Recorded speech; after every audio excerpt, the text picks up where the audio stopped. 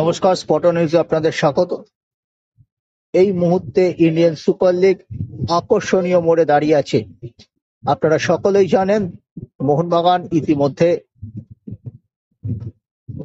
22 রাউন্ডে 52 পয়েন্ট পেয়ে সকলের ধরাছোঁয়ার বাইরে চলে গেছে। মোহনবাগানের পাশাপাশি এই মুহূর্তে লিগ টেবিলের যা অবস্থা তাতে এফসি গোয়া এবং জামশেদপুর এফসি নকআউটে খেলার সুযোগ করে নিয়েছে, যোগ্যতা অর্জন করেছে। বাকি তিনটি স্লটের জন্য প্রচন্ড ভাবে দৌড়াচ্ছে বিএফসি 21 ম্যাচে 34 পয়েন্ট, নর্থ ইস্ট 22 ম্যাচে 32 পয়েন্ট, মুম্বাই সিটি এফসি 21 ম্যাচে 32 পয়েন্ট এবং উড়িষ্যা 22 ম্যাচে 29 পয়েন্ট। অন্যদিকে 24 পয়েন্টে আছে চারটি দল। ইস্ট বেঙ্গল ছাড়াও রয়েছে চেন্নাই, কেরল, পাঞ্জাব। এখন প্রশ্ন হলো, ইস্ট বেঙ্গল, চেন্নাই, কেরল এরা যদি হাতে থাকা তিনটি করে ম্যাচ জেতে তবে তাদের পয়েন্ট গিয়ে দাঁড়াবে 33 এবং 34 পয়েন্ট অর্জন করতে পারলে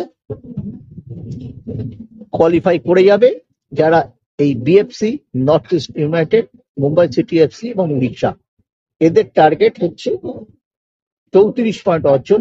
মুম্বাই সিটি এফসি ইতিমধ্যেই 21 ম্যাচে 34 পয়েন্ট পেয়ে স্বস্তিজনক অবস্থায় রয়েছে। এবার দেখা যাচ্ছে নর্থ ইস্ট ইউনাইটেড, এই দলটি সঙ্গে খেলা বাকি আছে চেন্নাই এবং ইস্ট বেঙ্গল। তারা যদি দুটি ম্যাচ হেরে যায় তাই ইস্ট বেঙ্গলের পোয়া 12। মুম্বাই সিটি এফসি খেলা বাকি আছে মোহনবাগান, কেরল এবং বিএফসির কাছে। তারা যদি সব ম্যাচ হেরে যায় তবে ইস্ট বেঙ্গলের একটা আউটসাইড চান্স আছে। ইস্ট বেঙ্গলকে শেষ তিনটি ম্যাচ জিততে হবে। এবং রয়েছে উড়িষ্যা এফসি, তাদের 22 ম্যাচ হয়ে গেছে, তাদের হাতে দুটি ম্যাচ আছে। তারা যদি শেষ দুটি ম্যাচে 1 পয়েন্টও পায় বা একটি ম্যাচ জিততো একটি ম্যাচ হারলো তবে তাদের পয়েন্ট গিয়ে দাঁড়াবে 32। অর্থাৎ শর্ত হচ্ছে উড়িষ্যা পুরো পয়েন্ট পাবে না। পাশাপাশি ইস্ট বেঙ্গলের সঙ্গে যারা আছে সেই চেন্নাই, কেরল এরাও বাকি ম্যাচে পুরো পয়েন্ট পাবে না, পাঞ্জাবও পুরো পয়েন্ট পাবে না। আর ইস্ট বেঙ্গলকে হাতে থাকা তিনটে ম্যাচই জিততে হবে। এই অঙ্ক। ইস্ট বেঙ্গল বুধবার হায়দ্রাবাদের সাথে খেলবে। হায়দ্রাবাদ নিচের সারির দল, যদিও তারা বিএফসির বিরুদ্ধে দারুণ প্রতিদ্বন্দ্বিতা গড়ে তুলেছিল। হায়দ্রাবাদকে হারালে 27 পয়েন্টে আসছে ইস্ট বেঙ্গল। এরপর ইস্ট বেঙ্গলকে বিএফসির বিরুদ্ধে খেলতে হবে, সেটাও বেশ চ্যালেঞ্জিং ম্যাচ। শেষ তিনটে ম্যাচে এবং লাস্টে নর্থ ইস্টের সাথে তাদের খেলা হবে এবং নর্থ ইস্ট তো যদি তারা হারাতে পারে তবে তারা পৌঁছে যাবে 33 পয়েন্টে। একটা আউটসাইড চান্স এখনো ইস্ট বেঙ্গলের রয়েছে, কিন্তু কিন্তু নিজেদের ভাগ্য অস্কার ব্রিগেড বলতে পারবে না। তাদের তাকিয়ে থাকতে হচ্ছে অনেক যদি এবং কিন্তুর ওপর। তাদের তাকিয়ে থাকতে হচ্ছে নর্থ ইস্টের ওপর, তাদের তাকিয়ে থাকতে হবে মুম্বাই সিটি এফসির ওপর, তাদের তাকিয়ে থাকতে হচ্ছে উড়িষ্যা, চেন্নাই এবং কেরলের ওপর। জটিল অঙ্ক, কিন্তু অঙ্কের বিচারে ইস্ট বেঙ্গলে যাওয়ার সুযোগ এখনো আছে।